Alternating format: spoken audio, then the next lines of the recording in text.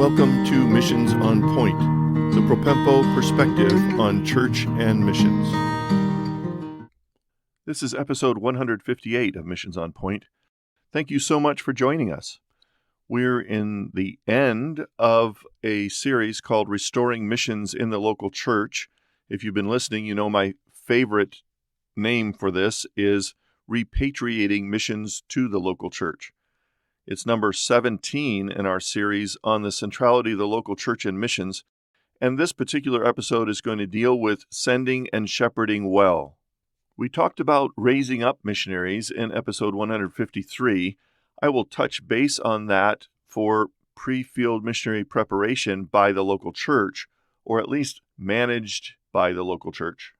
I've been approached by many churches who wrestle with gnarly missionary problems because things have gotten out of hand, or there's trouble, or even a crisis within the missionary family, the missionary marriage on the field, the missionary team, all kinds of things happening. And I'd like to say this old adage, an ounce of prevention is worth a pound of cure. One specific church, I was talking with a pastor, he said, elders have invested something like 100 hours of counsel and care for a really bad missionary situation on the field. And it seems like if they had done more with understanding before they ever went to the field, that time would have been cut down to just 10 or 20% of the total. Here's the big picture.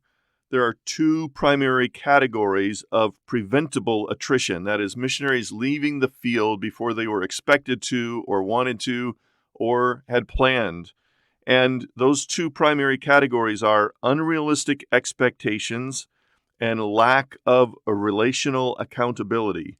Unrealistic expectations can be cared for and prevented by having proper pre-field preparation. If there is thorough and proper pre-field preparation, the missionary doesn't have unrealistic expectations. They know the stresses, the strain, the pressure of living on the field, and it's not going to disturb them or upset them. I've talked to a number of missionaries with tears in our eyes because they just didn't realize how tough it was going to be, including some of the relational things on the field. And they came home after just a year or 2 years or 3 years instead of a career on the field like they had expected.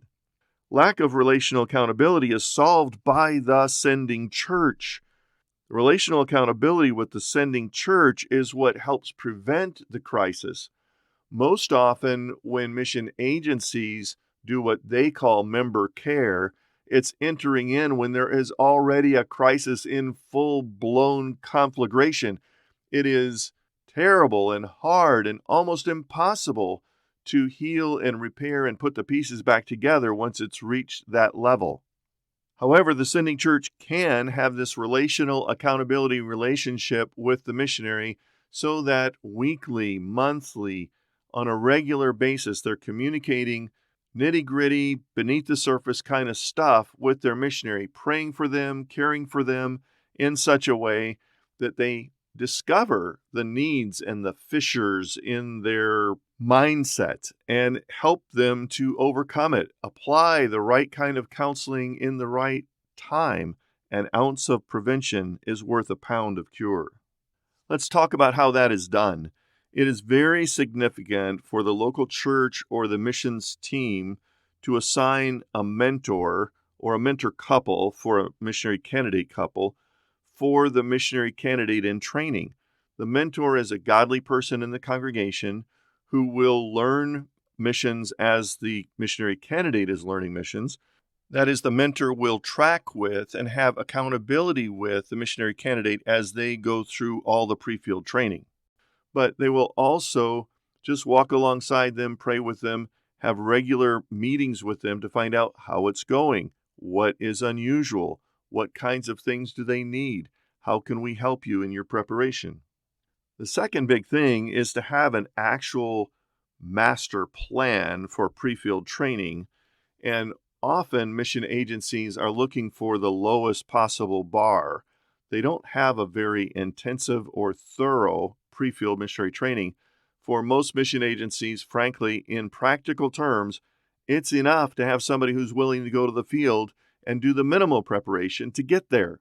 They don't necessarily think about the depth and breadth of pre-field preparation that's needed to stay there. So really good pre-field preparation is going to take being, knowing, and doing, or we say character, conviction, and competence.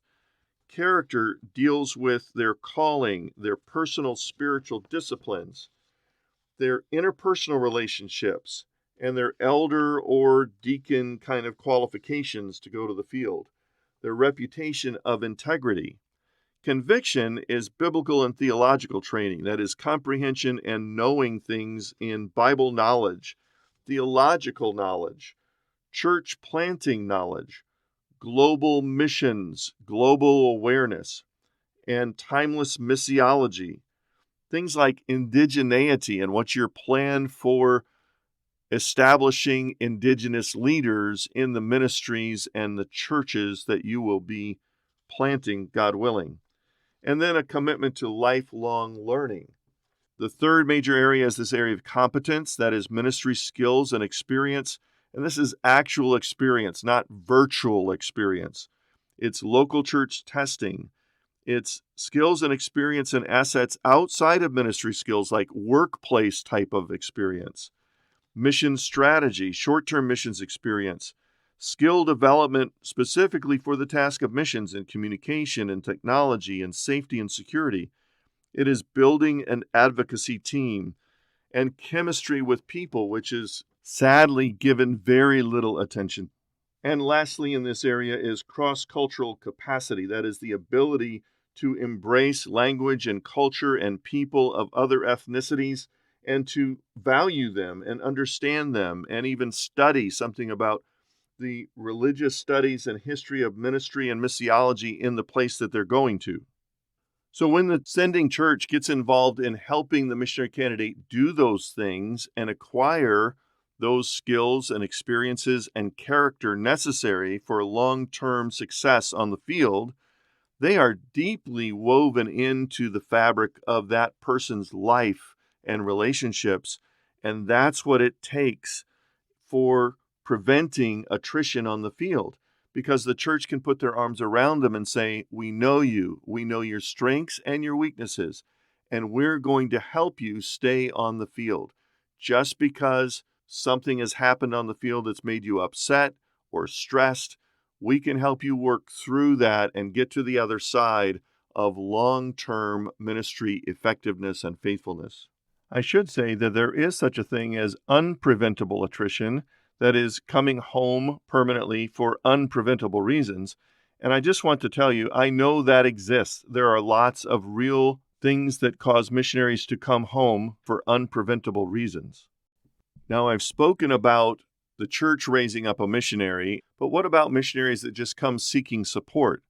Well, you should do the same kind of thing in overview and ask them the kind of questions that would determine the fittedness of a missionary for your church, similar to a missionary candidate. You're not going to go in as much depth, but you're still going to ask them the questions. Are they really qualified in character, conviction, and competence? And find out the details of that. You're going to ask them about the goal and strategic plan for their ministry. And what about doctrinal alignment with your church, and even doctrinal alignment of their agency with your church? And what is the relationship that they have to your church body? Those things are really important. And then discerning exactly how they fit into your mission's focus as a local church. As the relationship develops with your church missionary candidate, then you want to build an accountability team. I call it a Barnabas team. We've touched on this in some other episodes of Missions on Point. You can kind of go back and listen to those. In the formation of a Barnabas team, it's a team that may be outside of the missions team, but it's a group of people that specifically want to love on this missionary and care for them.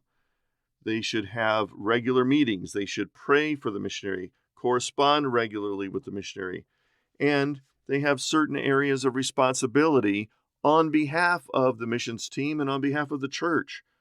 The first area of responsibility is encouragement, to come alongside the missionary to affirm and assist and resource them in helping them feel loved and appreciated in their place of service.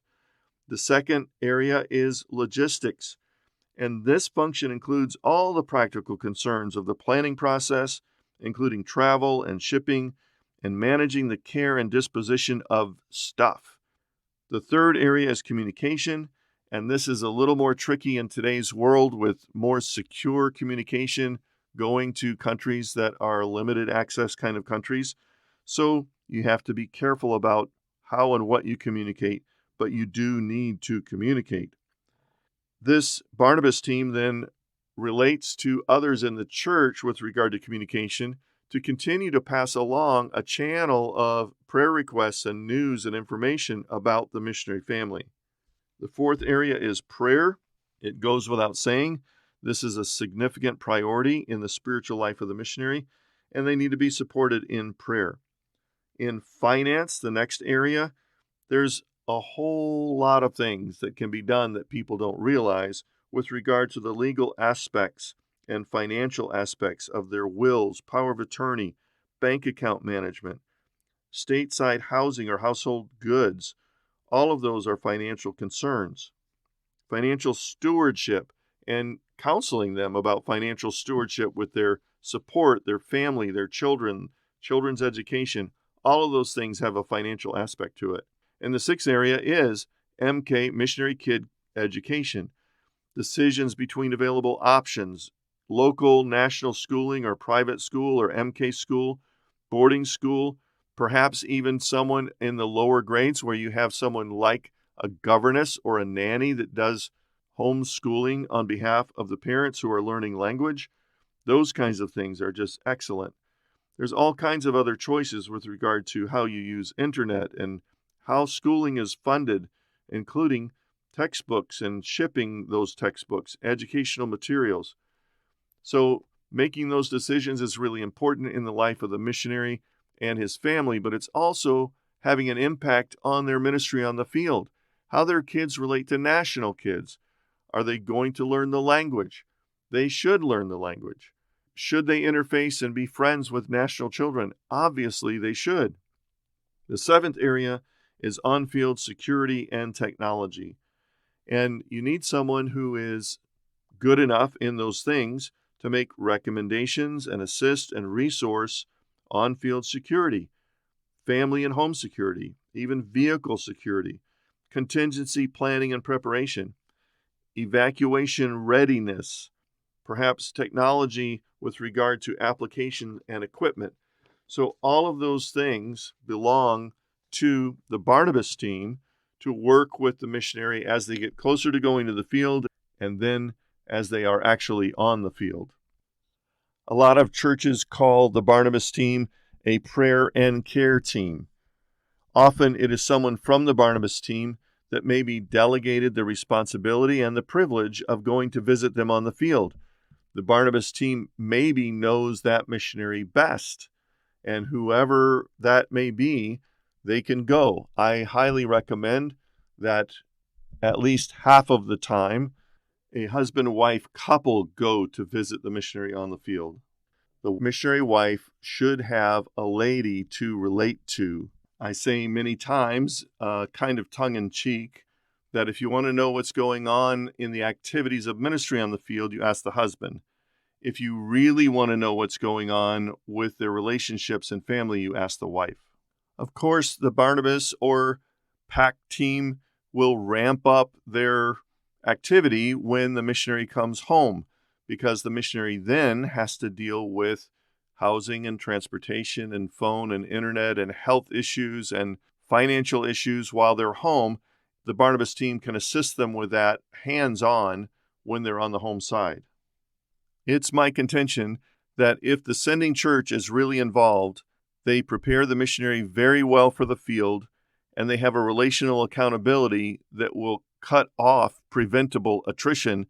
That attrition rate will decline from something like 75-80% of missionaries in the long haul to be a much higher level of commitment and tenure, that is, long-term service on the field. May God give us well-qualified missionaries sent from loving, sending churches that have an ownership in their ministry and shepherd them well on the field. Thanks for joining us today on Missions on Point. We trust that you'll find more help and resources on our websites at propempo.com and missioserve.org. We are so thankful for those who support us, enabling us to produce this podcast. Now to God be glory in the church and in Christ Jesus forever and ever. Amen.